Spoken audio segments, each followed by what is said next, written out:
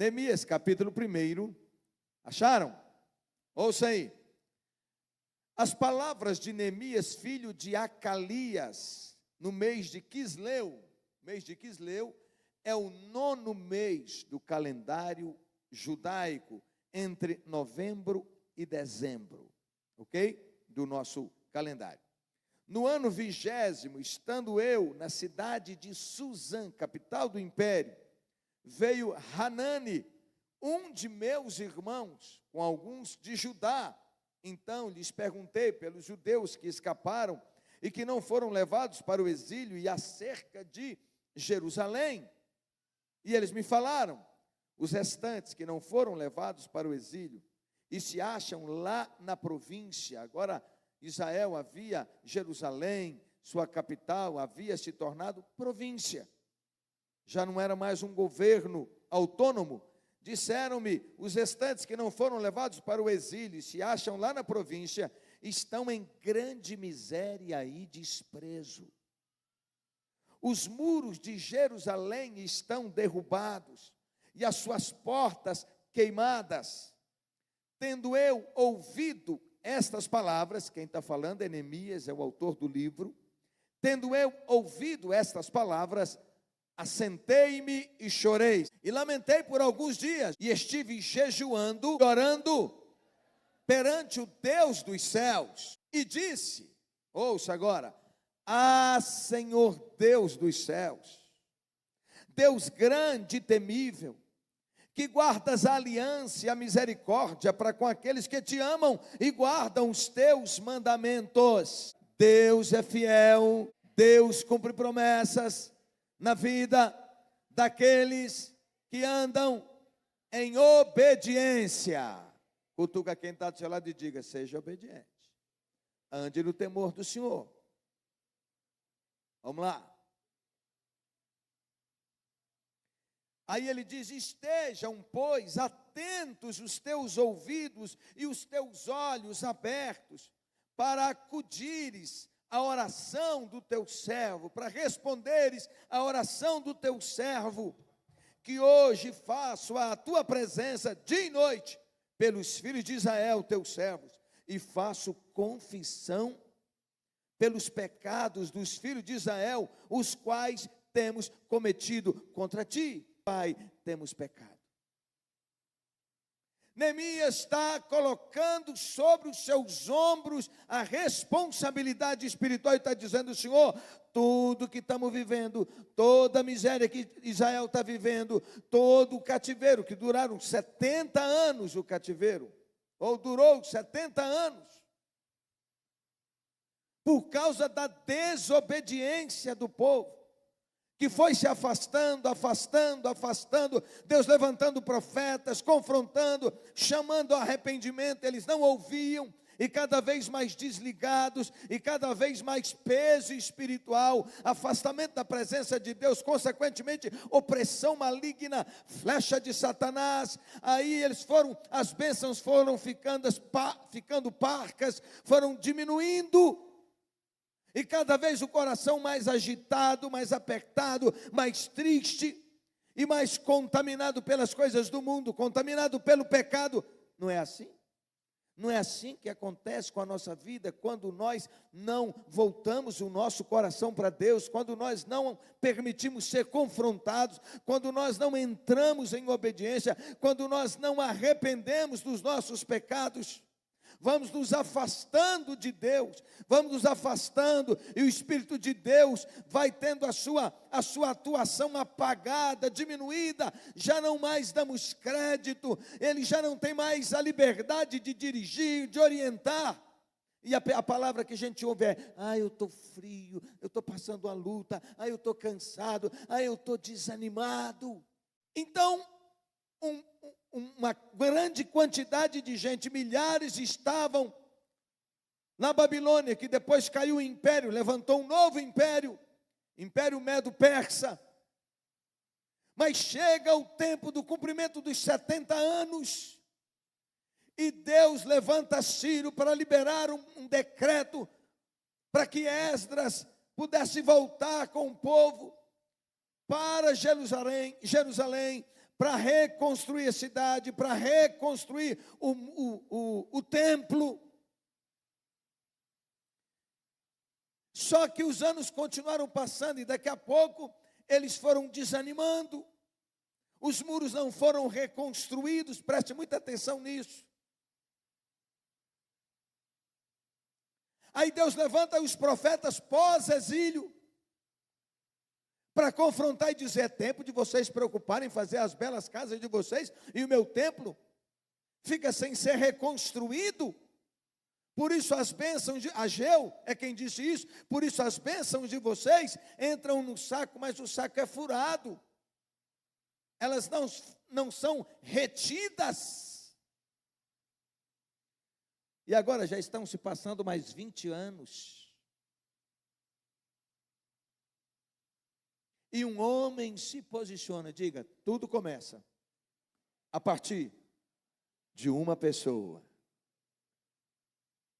Neemias recebe a visita de seu irmão de sangue mesmo, com outros, vieram numa caravana, em torno de 1.600 quilômetros, irmãos. São meses. E quando chega, e Neemias está bem.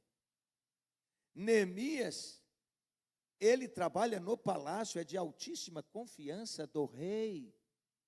O copeiro do rei era alguém muito importante, era confidente, era conselheiro, era quem experimentava a bebida, quem experimentava a comida, para saber se tinha veneno. Porque em torno do poder, infelizmente, é assim mesmo. Não há confiança em torno do poder político. Então tinha-se medo. Quantas vezes os inimigos usavam o copeiro como instrumento para matar o rei, para envenená-lo. Então tinha que ser uma pessoa de altíssima confiança, e Neemias é essa pessoa, ele goza desse prestígio, ele está servindo ao rei, ele está ao lado dele, é amigo do rei, ele é conselheiro do rei. Seu status quo é o melhor. E os irmãos, o seu irmão e os demais dão a notícia calamitosa da desgraça em que estava Jerusalém, que o povo já tinha voltado do cativeiro. No entanto, as coisas estavam paradas, o templo não terminaram de reconstruir, a cidade estava um caos, não tinha muro, e muro fala de proteção. Toda a cidade no passado, ela tinha uma proteção contra o inimigo. Assim a nossa vida precisa de uma proteção, de uma cerca espiritual que nos cerca e que impede que o inimigo entre e avance contra as nossas vidas. Então, o livro de Neemias é um livro de batalha espiritual. Todo mundo que quiser pensar em reconstrução, reconstruir vida, reconstruir casamento, reconstruir finanças, reconstruir ministério, reconstruir igreja, qualquer coisa, reconstruir cidades, reconstruir país, precisa necessariamente estudar o livro de Neemias. Porque ali estão as estratégias que Deus deu para que pudesse ter sucesso. E ele tem um comportamento muito maravilhoso. Porque diante de toda dor, diante de toda notícia ruim, o que ele faz? Ele se quebranta. Ele começa a chorar. E diz a Bíblia que ele lamentou por vários dias. Ele não é aquele cara egoísta, aquela pessoa tipo assim: olha, eu estou aqui de boa, eu não tenho nada com o problema deles, eles é que aprontaram, é o povo que desobedeceu, até eles voltar, os que voltaram tinham autoridade e o poder para reconstruir tudo, não fizeram. Eu estou aqui na minha, eu estou servindo a Deus através da vida do rei, eu estou sendo aqui instrumento para abençoar a vida dele. Não, ele não faz isso, ele começa a lamentar. Então, querido, toda reconstrução passa por cair em si, passa por lamentar, passa por chorar, passa por trazer o problema para os meus ombros, assumir a responsabilidade, e nós chamamos de assumir a autorresponsabilidade. Ninguém reconstrói se não se humilha. Se não está disposto a fazer conserto, se não está disposto a se jogar diante de Deus, se a gente fica só esperando que o outro se arrependa, que o outro reconheça, que o outro se humilha, mas eu não me humilho, eu errei, mas eu não reconheço que eu errei. E mais, se o ambiente espiritual da minha casa não é bom, eu tenho que entender que eu faço parte dele, e se eu ganhei a consciência de que não está bom, então o Senhor está me mostrando, eu tenho que ser a primeira pessoa a me humilhar e dizer: Senhor, eu também estou errado, começa comigo, transforma a minha vida, muda o meu quadro. O que eu quero te dizer é que Deus tem uma vida abençoada, uma vida próspera, uma vida feliz, uma vida plena, uma vida de conquistas para você, para sua casa, para sua família, para sua vida financeira, para sua vida espiritual, para essa cidade, para esse ministério, mas tudo passa por você.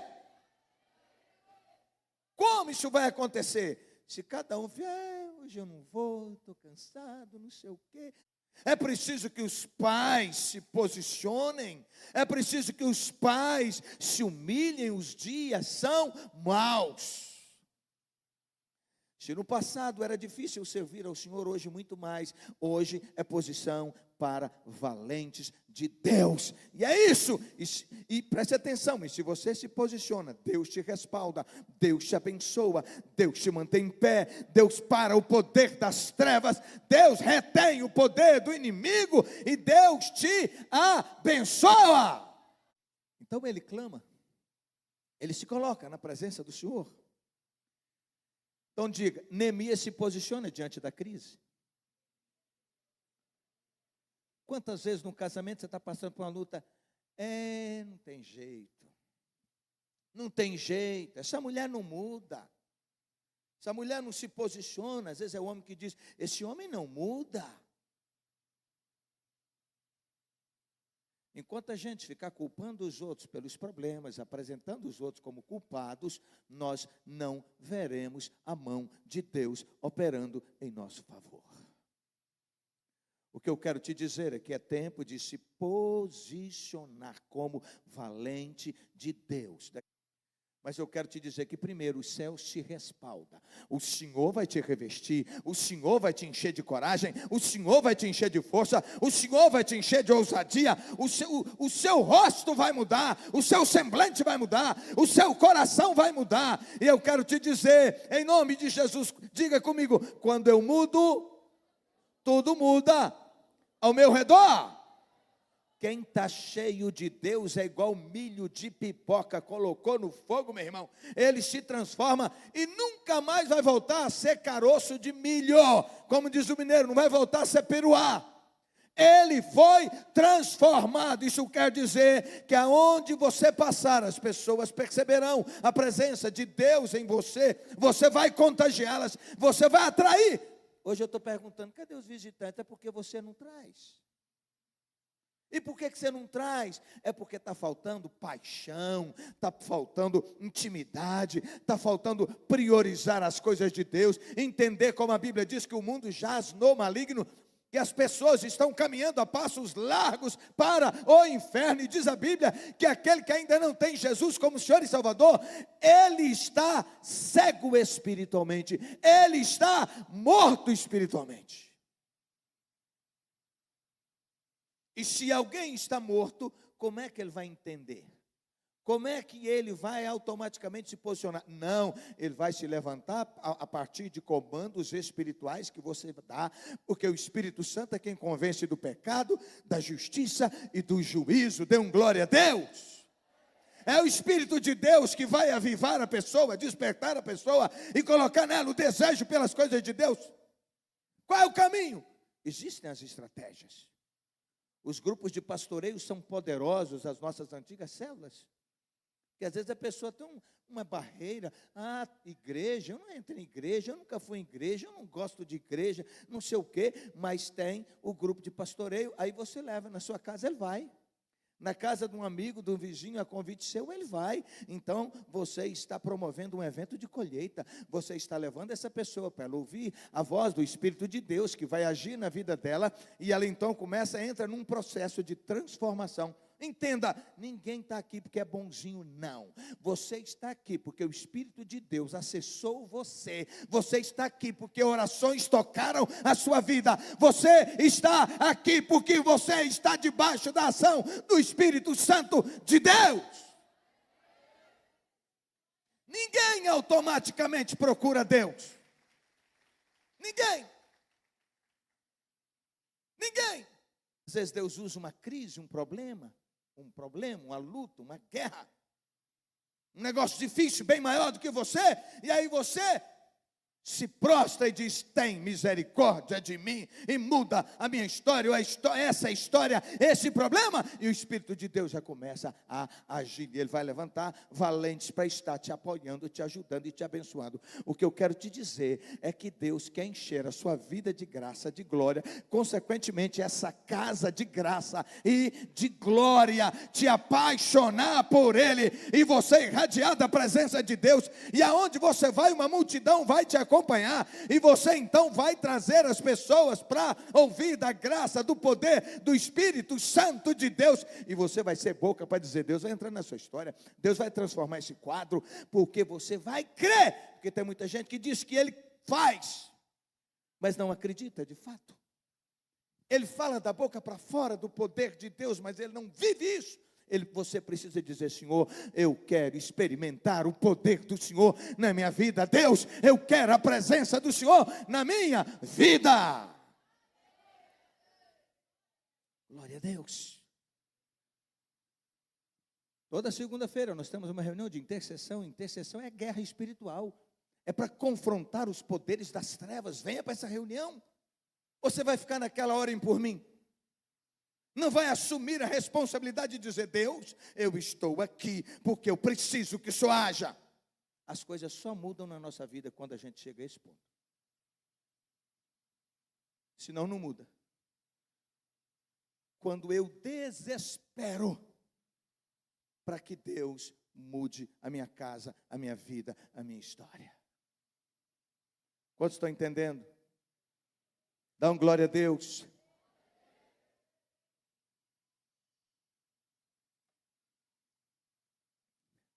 Assentei-me e chorei e lamentei. Por quanto tempo? Um dia? Por alguns dias. O Espírito de Deus está procurando homens e mulheres aqui hoje que se posiciona, que se assenta, que chora e que não levanta enquanto não sente que Deus tomou a causa. O problema é que somos preguiçosos demais, descomprometidos demais, atarefados demais, querendo que Deus mude as coisas, sem que a gente tenha que fazer nada.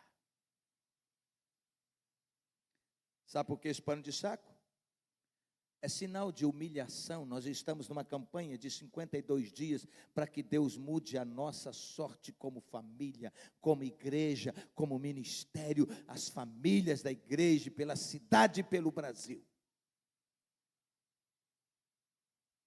52 dias de jejum e oração. Eu não vou pedir para você levantar a mão, mas eu quero que você responda no seu coração: quantos de vocês estão nessa campanha? Fez por uma semana, parou, esqueceu. Como é que o mundo vai ser mudado e transformado com um povo assim? Responda para mim. Responda para o Senhor. E depois a gente tem a cara de dizer: eu amo a Deus. Eu amo o Senhor, eu desejo a tua presença. E Deus olha assim: mentira, eu não sou prioridade para você. E olha que não é ficar 52 dias de jejum, não. Sem comer e sem beber, não. É você que escolher uma refeição, ou duas, ou alguma coisa que você ia tirar. E separar tempo para buscar a face do Senhor. Vamos lá. Neemias busca em Deus a resposta para a crise. Aonde está a resposta para a crise? Aonde? Diga: em ti, meu Deus, está a resposta para a minha vida. 1, 2, 3.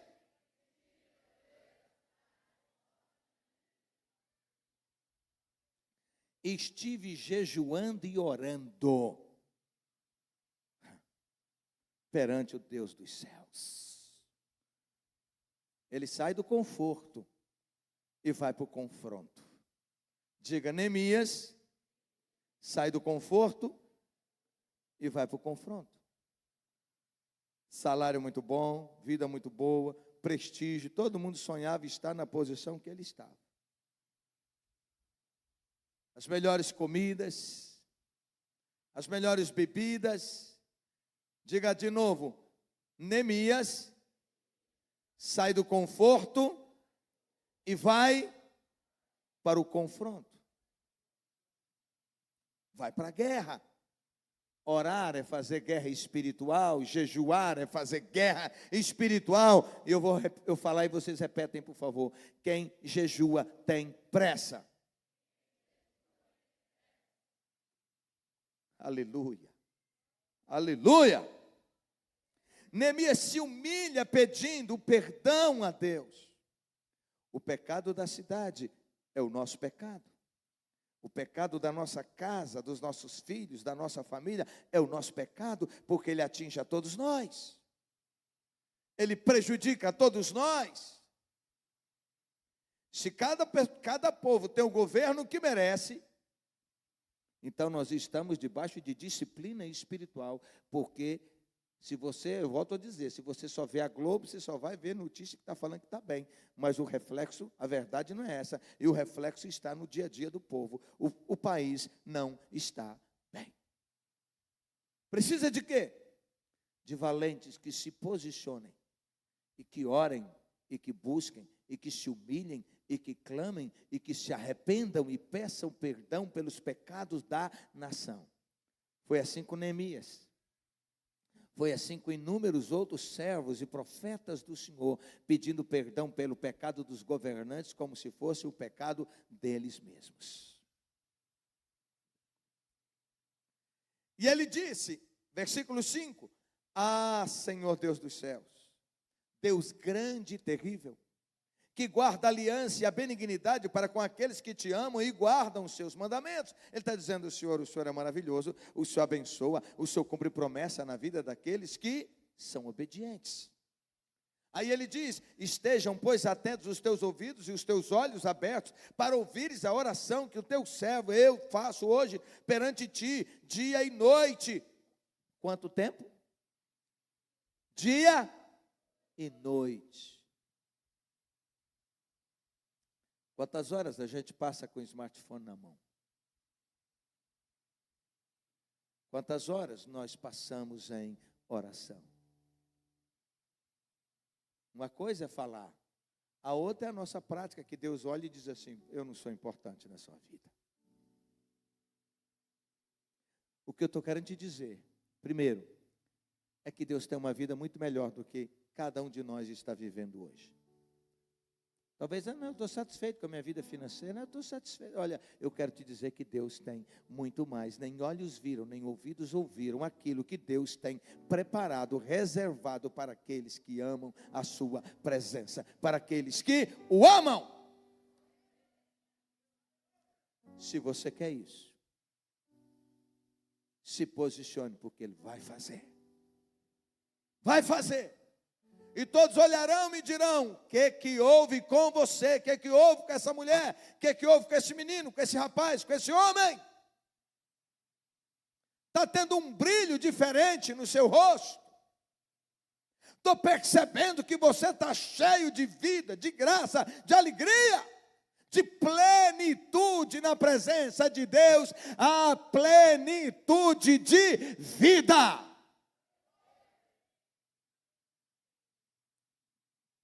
E ele diz, faço confissão pelos pecados dos filhos de Israel que temos cometido contra ti. Também eu e a casa de meu pai temos pecado, a nação tem pecado, mas eu e a casa de meu pai também temos pecado. De todo nos corrompemos contra ti, e não guardamos os mandamentos, nem os estatutos, nem os juízos que ordenaste a Moisés, teu servo, lá atrás. Deuteronômio 28. Então ele está intercedendo a Deus pelo povo. Ele lembra a Deus sua misericórdia e promessas. No versículo 8 ele diz: lembra-te, pois, da palavra que o Senhor ordenou a Moisés, teu servo, dizendo: vós transgredireis, e eu vos espalharei entre os povos. Olha aí. Lá no início da formação da nação, e Deus está dizendo: se vocês desobedecerem, vocês serão perseguidos, vocês serão humilhados, vocês serão derrotados. Eu vou espalhar vocês, mas se vocês forem obedientes, vocês serão irresistíveis. É a mesma palavra hoje. Deus quer levantar um povo irresistível. Que o inimigo sabe que não tem brecha para ele tocar na sua vida. Como Jó, que orava pelos seus filhos, quando eles faziam uma festa, ele orava e os santificava ao Senhor, preocupado se eles tinham desobedecido a Deus.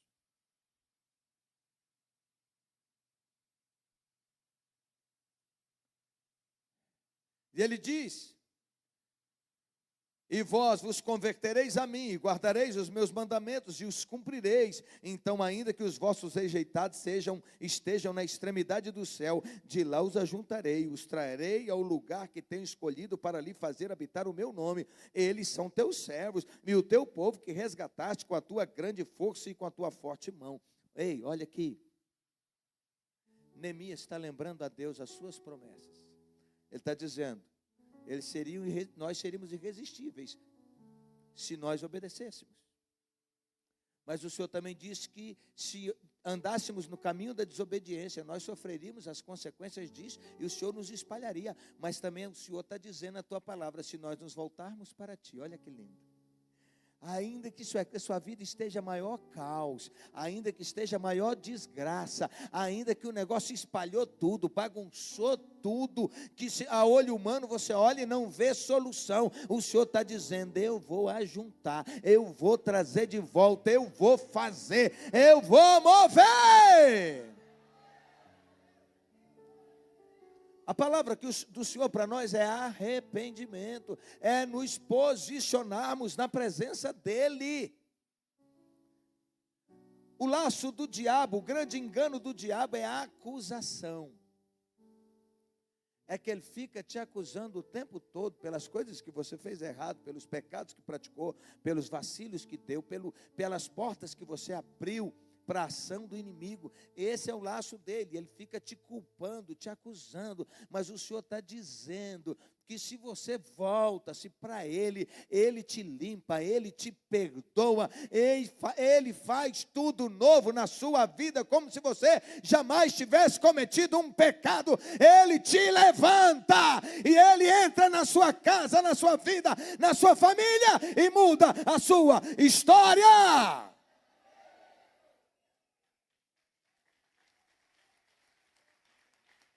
Talvez você diga assim: ah, mas eu não tenho cometido os grandes pecados. Mas tantos têm cometido o pecado da frieza e da incredulidade, da não prioridade ao Senhor, não cumprir Mateus 6, buscar em primeiro lugar o reino de Deus e a sua justiça, e as demais coisas vos serão acrescentadas. Um evangelho frio, uma vida morna. E ele diz: porque vocês não são frios nem quentes, vocês são mornos. Estou a ponto de vomitá-los da minha boca, diz o Senhor, falando em Apocalipse. Falando para que tempo? Para o nosso tempo. Diga comigo: Neemias se dispõe a ser resposta para a sua geração. Versículo 11, ele diz assim: ah, Senhor, estejam atentos, pois, os teus ouvidos à oração do teu servo, e à oração dos teus servos que desejam temer o teu nome. Isso é, ouça a minha e ouça a de outros que também estão clamando, e faça prosperar o teu servo, e dá-me graça perante este homem. Que homem? O rei. Nesse tempo, ele era o copeiro do rei. Ele está dizendo: Senhor, conta comigo. Fique em pé, por favor. Quantos estão hoje dizendo para o Senhor: Senhor, conta comigo? Eu não estou dizendo que você tem que parar de trabalhar, que você tem que parar de ter amigos, de relacionar, mas eu vou te dizer, eu estou te dizendo que você precisa priorizar a Deus, a presença de Deus, a graça de Deus. Você precisa priorizar o reino de Deus. Tem amigos que, se não acrescentam, você está perdendo tempo com eles. Tem coisas que fazemos que não acrescenta, estamos perdendo tempo.